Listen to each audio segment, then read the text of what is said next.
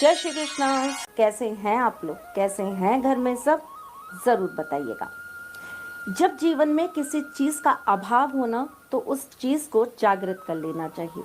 ठीक ऐसे ही जैसे हमारे घर में बल्ब तो लगा है, लेकिन जब तक हम स्विच ऑन नहीं करेंगे वो बल्ब आपको रोशनी नहीं देगा। ठीक इसी प्रकार से हमें जब कुंडली में किसी चीज़ के ना होने से दिक्कतें हो रही हों, चाहे वो शिक्षा हो, प्यार हो, शादी हो, जब किसी चीज़ के ना होने से दिक्कत हो रही हो तो उस घर को, उस भाव को जागृत कर लेना चाहिए। हर एक भाव का एक स्वामी है जो राशि के अनुसार है, जो तो आपको सिर्फ एक अच्छा एस्ट्रोलॉजर ही बता पाएगा। लेकिन फिर भी हमारे ऊपर जो बैठे हैं ना, जिन्हें हम ठाकुर जी कहते हैं, भोलेनाथ कहते हैं, उन्होंने डिपार्टमेंट बांट रखे हैं और हर डिपार्टमेंट पर उनका एक कमांड है।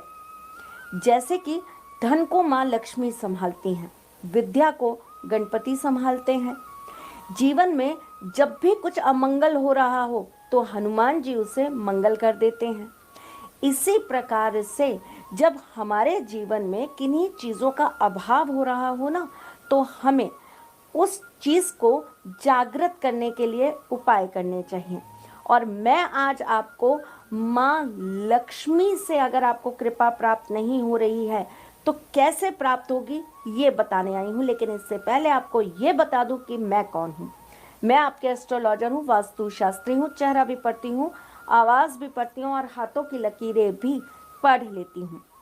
माँ लक्ष्मी को कुछ चीज़ों से बहुत ज़्यादा तकलीफ़ है, जैसे कि घर के अंदर गंदगी, घर के अंदर बात बात पर कलह होना, इंसान अगर बिना नहाए धोए खाना खा ले, बिना स्नान किए अगर वो अपने मंदिर को टच कर ले, अगर घर के अंदर बहुत ज़्यादा नकारात्मक चीज़ों का उपयोग करा जाए, जैसे कि दारू, नशा, अगर इन चीज़ों को बहुत ज़्यादा घर के अंदर लोग लेना चालू कर दें तो वहाँ पर माँ लक्ष्मी कम टिकती हैं।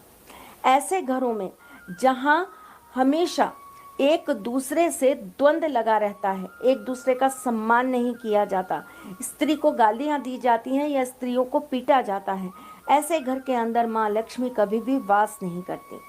ऐसे घर के अंदर जहाँ दूसरों की फीलिंग्स को ना समझता हो कोई भी, ऐसे घर के अंदर जहाँ अपने से हमेशा दूसरों को हीन समझा जाता हो, ऐसे घर के अंदर जहाँ दूसरे लोगों को हमेशा बुरा बर्ताव करके अपने घर से भगा दिया जाता हो, ऐसे घर के अंदर जहाँ हमेशा लोगों से जलन करी जाती हो, ऐसे घर के अंदर जहाँ बच्चों को संस्कार ना दिए जाते हों, ऐसे घर के अंदर जहाँ घर की बहन बेटियों को हमेशा तिरस्कृत किया जाता हो, माँ लक्ष्मी का वास ऐसे घर में नहीं होता। इसका अपना एक बहुत ज़बरदस्त ज्योतिष के अंदर आपको मैं पूरा का पूरा अध्याय बता सकती हूँ, जिसमें हर एक चीज़ का, हर एक तत्व का कारण जुड़ा है कि क्यों माँ लक्ष्मी ऐसे घर के अंदर वास नहीं करती। एक छोटा सा एग्जाम्पल देती हूँ जो मैंने आपको लास्ट में बोला। जिस घर के अंदर बहन और बेटी का सम्मान नहीं होता, या जिस घर के अंदर बहन बेटियों का तिरस्कार किया जाता है, क्यों होता है ऐसा? आपको पता है बहन बेटी जो है वो बुध ग्रह को प्रदर्शित करती हैं। बुध ग्रह के जो आधिपत्य हैं वो भगवान गणेश हैं, और भगवान गणेश हमेशा माँ लक्ष्मी के साथ वास करते हैं। तभी तो हम गणेश जी और लक्ष्मी का साथ साथ पूजन करते हैं। अब जब आप भगवान गणेश जी को रुष्ट कर देंगे तो माँ लक्ष्मी कैसे रह पाएंगी जब आप गणेश जी का सम्मान नहीं करेंगे? तो इसीलिए आपको इन बातों का ध्यान हमेशा रखना चाहिए।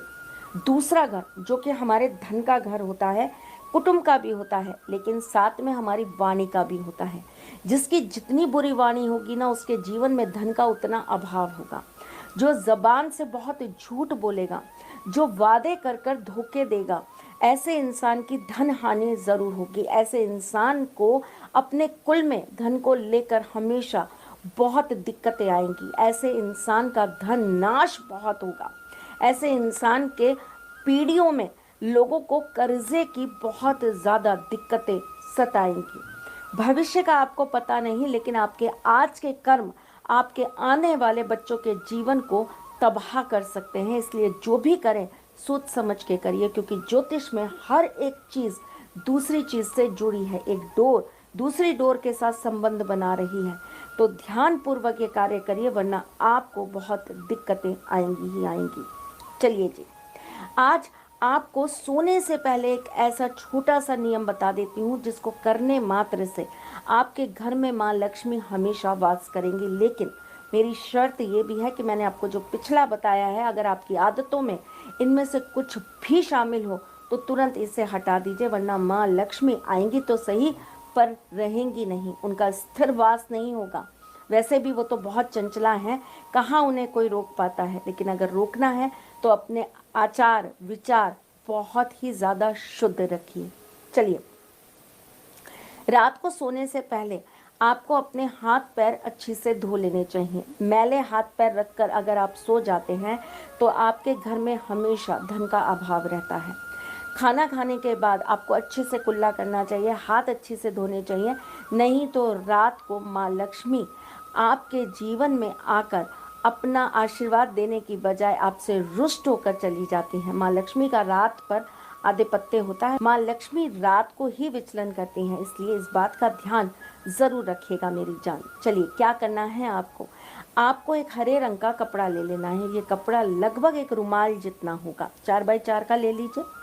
उसके बाद आपको इसके अंदर एक कपूर की टिक्की रख देनी है और साथ में 2 इलायची रख देनी है। इसे आपको अच्छे से फोल्ड करके लाल धागे से बांध देना है। इसे आपको अपने तकिए के नीचे रखकर सो जाना है।